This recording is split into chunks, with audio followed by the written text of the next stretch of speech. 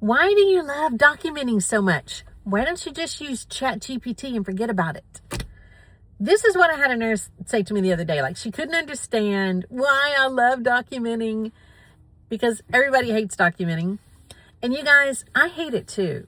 Like, I don't love documenting. I don't love the fact that nursing is one of the only professions where our outcomes aren't good enough to show that we did a good job. And our outcomes aren't good enough for our companies to get paid for the work. One of the only professions that's like that. Documentation has definitely got out of hand. And I don't love it at all. I hate it. But you know, I have a more personal reason too. There's a story behind why I am so passionate about documentation in hospice. And so I'm going to share that story with you today. It's kind of a long story, so, you know, get something to drink, have a seat. But this is what happened to me many, many, many years ago. Probably like 22 or 23 years ago. I was a fairly new hospice nurse. I'd probably been doing it a couple of years. And I went to admit a patient in the hospital. And the patient was going to be admitted for end-stage heart failure. I go into the hospital room. The patient's sitting by the window. And he looked so much like Frank from Shameless. If you've ever seen the show Shameless, this patient looked so much like him. Except that he had this just magical, just light that lit him from within. Just filled the room with just the kindness and the peace and the just like a wonderful human being. Like, you just instantly just loved him. So I'm going to call him Frank. That was not his name, but I'm going to call him Frank because he reminded me of that. So, I mean, everybody, when you met Frank, you would just adore him. But Frank had struggled pretty much his entire life with mental health issues and with substance abuse. And so he was in the hospital, and so I'm getting ready to admit him, and I'm going through all the papers, and this is way back before tablets and all that, so everything was on paper, and I'm doing all my papers, and I'm looking, and I'm talking, and I finally look up at Frank, and he's just looking at me with this just devastated look on his face. And I'm thinking, oh my gosh, nobody told him about his terminal illness in hospice, and y'all know this happens a lot. The hospitals call us, and we have to do all of that. So I'm like, okay. I put everything down. I sit right next to him, and I said, we just started talking. I said, just talking about his past, about what was going on with him, about how hospice would be able to help him. And I made him a promise. I said, I promise you that we will be there with you. You will not be alone. You will not be in pain. You will have dignity. You'll have comfort, and we'll be there. We'll be there for you through the whole thing, the whole process. So that seemed to make him feel a little bit better, but he still told me that his biggest concern was that he was not going to be able to live at the halfway house.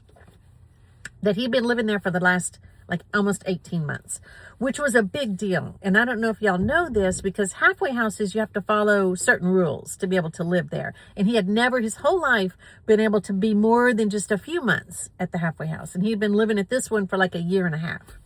So I got with the social worker, and she spoke with the people at the halfway house, and they agreed, as long as hospice was involved, that Frank could come back to the halfway house. Because, you know, they're not equipped to take care of someone who's terminally ill. And he had no other family, like zero family. So we do everything. We get Frank back to the halfway house, and everybody in the hospice company pretty much adopted him. And luckily where he lived wasn't that far from the agency. So we were there all the time, at least 2 or 3 times a day. Probably somebody was there taking care of Frank. And, you know, as often happens with hospice patients who come on with end-stage cardiac disease, he started to do better. He was really getting a lot better. And this showed up in my documentation, because back then I didn't know anything about documenting to the decline or supporting eligibility. There was really no information out there about that back then. So I'm documenting that, you know, he's eating better. He's not having any more edema. He's more mobile now. He's not having any chest pain, you know, all the normal stuff that we're not supposed to restate in our narrative. But I didn't know that back then. And so through a series of most unfortunate events, my company ends up under this huge audit. Like, every branch, every division got this audit. And Frank's record was audited. and it was determined that he did not meet eligibility and he had to be discharged.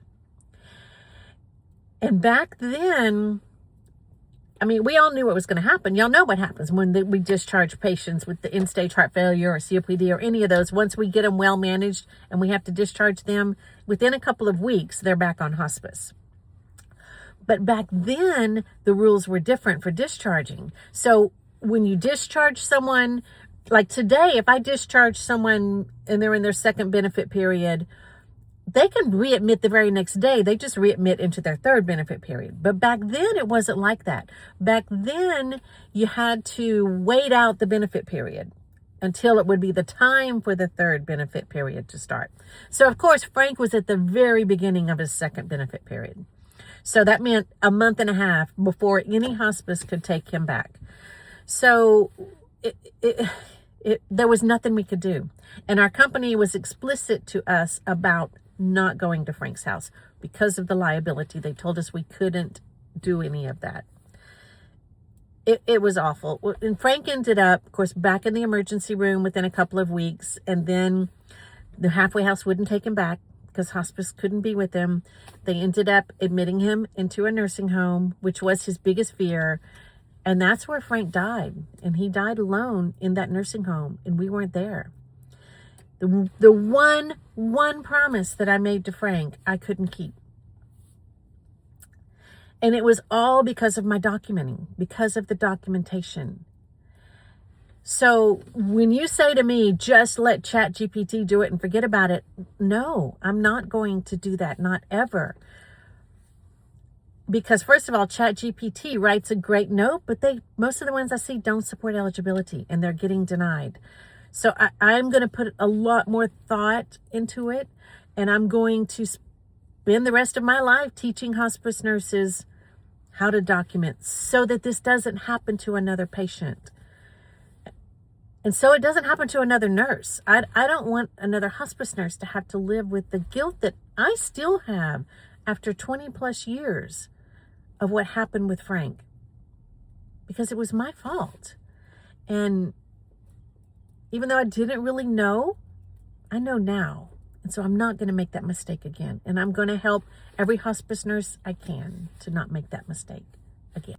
I hope some of this resonated with you to help understand why our documentation is so important. It's not just about money. It's about our patients.